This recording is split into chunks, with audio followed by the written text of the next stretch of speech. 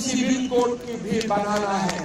भाई और बहनों, आप मुसलमान महिलाओं को देखो, बेटियों को देखो, घर से शादी होता है, 1 साल बाद वो बेटी दूसरा बार शादी करता है, तीसरा बार शादी करता है, चौथा बार शादी करता है। ये क्या सिस्टम हो गया? एक एक मेल, एक एक पुरुष क्यों 7 बार शादी करेगा? ऐसा तो रूल ये तो दुनिया में नहीं होना चाहिए।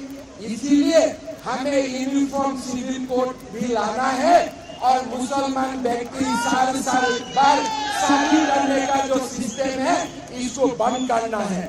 मुसलमान बेटियों को डॉक्टर इंजीनियर बनाना है, बच्चा पैदा करने वाला मशीन नहीं, उनको डॉक्टर इंजीनियर हमें बनाना है।